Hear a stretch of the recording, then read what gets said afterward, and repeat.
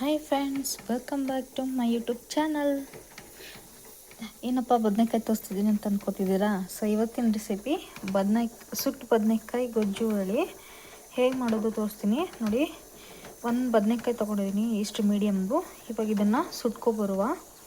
ನೀವು ಗ್ಯಾಸ್ ಮೇಲಾದರೂ ಸುಟ್ಕೊಳ್ಳಿ, ಇಲ್ಲಾಂದರೆ ಕೆಂಡದಲ್ಲಾದರೂ ಸುಟ್ಕೊಳ್ಳಿ. ಸೊ ಕೆಂಡ ಇಲ್ಲ ಅಂತಂದರೆ ಗ್ಯಾಸ್ ಮೇಲೆ ಸುಟ್ಕೊಳ್ಳಿ. ಇದಕ್ಕೆ ಎಣ್ಣೆ ಅದು ಏನು ಹಚ್ಚಬಾರ್ದು. ಸೊ ಹಾಗೆ ಸುಟ್ಕೊಬರ್ಬೇಕು. ಸೊ ನಾನು ಇವಾಗ ಸುಟ್ಕೊಬರ್ತೀನಿ. ಸೊ ನೋಡಿ, ಫೈನಲ್ ಆಗಿ ಸುಟ್ಕೊಬಂದಿದೆ ನೋಡಿ. ಈ ರೀತಿ ಸಿಪ್ಪೆ ತೆಗಿಬೇಕು ಸುಟ್ಟಾದ್ಮೇಲೆ. ಸೊ ಇದು ಬಿಸಿ ಇದೆ, ಅಲ್ಲಿವರೆಗೂ ಸ್ವಲ್ಪ ತಣಿಯೋವರೆಗೂ ವೆಯ್ಟ್ ಮಾಡಿಕೊಂಡು ಈ ಥರ ಸಿಪ್ಪೆ ತೆಗೀರಿ. ಸೊ ನೋಡಿ, ಫೈನಲ್ ಆಗಿ ಸಿಪ್ಪೆ ತೆಗೆದಾಗಿದೆ. ಸೊ ಇದನ್ನ ಇವಾಗ ಸಣ್ಣಕ್ಕೆ ಈ ಥರ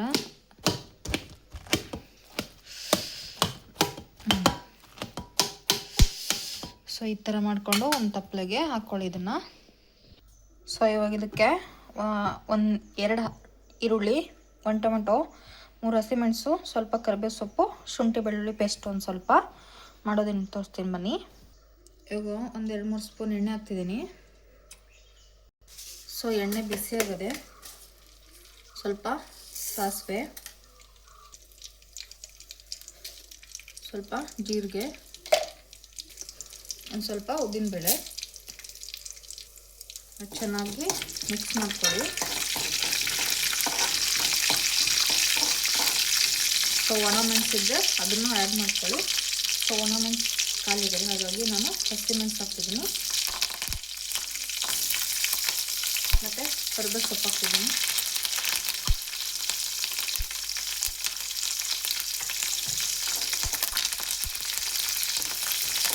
ಚೆನ್ನಾಗಿ ಮಿಕ್ಸ್ ಮಾಡ್ಕೊಳ್ಳಿ. ಮೆಣಸೆಲ್ಲ ಚೆನ್ನಾಗಿ ಸ್ವಲ್ಪ ಸ್ಮ್ಯಾಶ್ ಆಗಬೇಕು. ಎಣ್ಣೆ ಫ್ರೈ ಆದರೆ ಚೆನ್ನಾಗಿ ಸಾಫ್ಟ್ ಆಗುತ್ತೆ. ಹಾಗಾಗಿ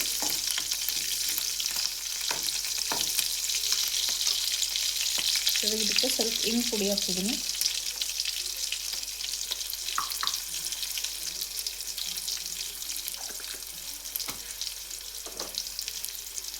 ಮತ್ತೊಂದು ಸಲ ಚೆನ್ನಾಗಿ ಮಿಕ್ಸ್ ಮಾಡಿಕೊಂಡು ಈರುಳ್ಳಿ, ಟೊಮೊಟೊ, ಶುಂಠಿ ಬೆಳ್ಳುಳ್ಳಿ ಪೇಸ್ಟ್ ಇರೋದನ್ನು ಹಾಕ್ತಿದ್ದೀನಿ.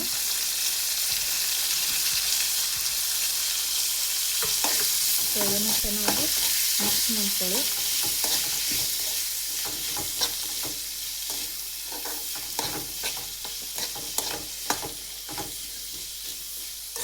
ಸೊ ಈರುಳ್ಳಿ ಮತ್ತು ಟೊಮೊಟೊ ಎಲ್ಲ ಬಾಡೋಗಬೇಕು, ಅಲ್ಲಿವರೆಗೂ ಚೆನ್ನಾಗಿ ಹಾಗೆ ಫ್ರೈ ಮಾಡ್ಕೊಳ್ಳಿ. ನೀರು ಹಾಕೋ ಅವಶ್ಯಕತೆ ಇಲ್ಲ. ಸೊ ಹಾಗೆ ಫ್ರೈ ಮಾಡಬೇಕು. ಸೊ ನೋಡಿ, ಸ್ವಲ್ಪ ಮಾಡಿದೆ, ಈರುಳ್ಳಿ ಕಲರ್ ಚೇಂಜ್ ಆಗ್ತಾ ಇದೆ.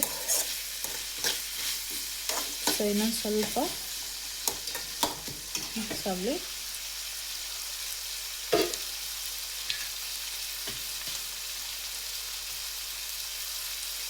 ನಾವು ಇವಾಗ ಬದನೆಕಾಯಿನಲ್ಲಿ ಇಟ್ಕೊಂಡಿದ್ವಲ್ಲ, ಇದನ್ನು ಚೆನ್ನಾಗಿ ಕೈಯಲ್ಲಿ ಮ್ಯಾಶ್ ಮಾಡ್ಕೊಬರುವ ಈ ಥರ.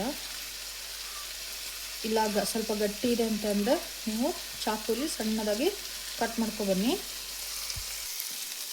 ಸೊ ಇವಾಗ ಬದನೆಕಾಯಿನ ಸ್ಮ್ಯಾಶ್ ಮಾಡಿರೋದನ್ನು ಹಾಕ್ತಿದ್ದೀನಿ.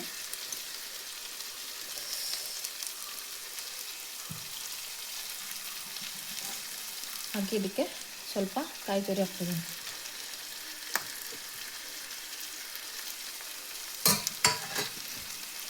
ಸೊ ಇದನ್ನು ಹಾಗೆ ಒಂದ್ಸಲ ಒಲೆ ಮೇಲೆ ಈ ಥರ ಚೆನ್ನಾಗಿ ಬಾಡಿಸ್ಕೊಳ್ಳಿ.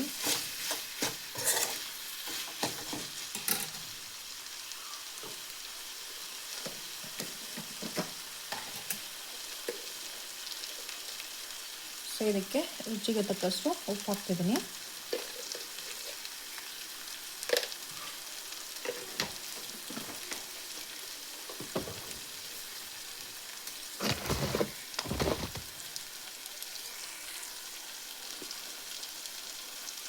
ಒಂಚೂರು ಅರಿಶಿನ. ಸೊ ನೀವು ಧನಿಯಾ ಪುಡಿ ಮತ್ತು ಜೀರಿಗೆ ಪುಡಿ ಇದ್ದರೆ ಹಾಕ್ಕೋಬೋದು. ನಾನು ಜೀರಿಗೆನೇ ಹಾಕ್ಕೊಂಡಿದ್ದೀನಿ, ಹಾಗಾಗಿ ಅದನ್ನು ಹಾಕ್ತಾಯಿಲ್ಲ. ಧನಿಯಾ ಪುಡಿ ಹಾಕ್ಬೋದು, ಬಟ್ ಧನಿಯಾ ಪುಡಿ ಖಾಲಿ ಆಗಿದೆ. ಸೊ ಅದ್ರ ಬಗ್ಗೆ ಸ್ಕಿಪ್ ಮಾಡಿದ್ರು ನಡೆಯುತ್ತೆ.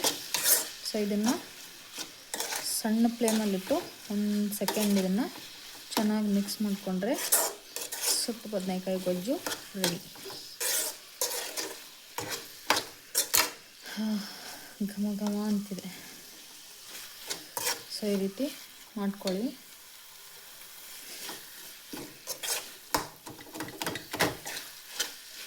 ಲೋ ಫ್ಲೇಮ್ ಮೇಲೆ ಇಟ್ಕೊಂಡು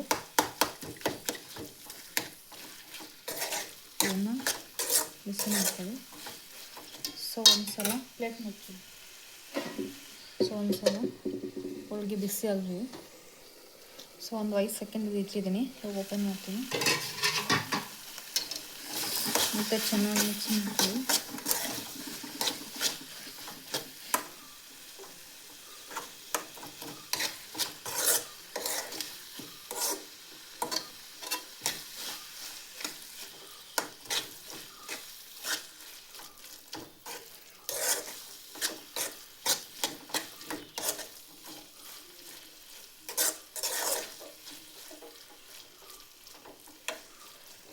ಸೊ ನೋಡಿ ಫೈನಲಿ ರೆಡಿಯಾಗಿದೆ. ಸೊ ನೋಡಿ ಸುಟ್ಟು ಬದನೆಕಾಯಿ ಗೊಜ್ಜು ರೆಡಿಯಾಗಿದೆ. ಸೊ ಅನ್ನಕ್ಕೆ ಚಪಾತಿ ರೊಟ್ಟಿ ಹಾಕ್ಕೊಂಡು ಊಟ ಮಾಡ್ತಾಯಿದ್ರೆ ಸ್ವಲ್ಪ ಊಟ ಮಾಡೋದು ಜಾಸ್ತಿ ಮಾಡ್ತೀರಾ. ಸೊ ಚಾನಲ್ ಯಾರಾದರೂ ಸಬ್ಸ್ಕ್ರೈಬ್ ಮಾಡಿ ನೋಡಿದ್ರೆ ಪ್ಲೀಸ್ ಸಬ್ಸ್ಕ್ರೈಬ್ ಮಾಡ್ಕೊಳ್ಳಿ. ಸೊ ನೆಕ್ಸ್ಟ್ ವಿಡಿಯೋಲಿ ಸಿಗುವ. Thank you. ಬಾಯ್.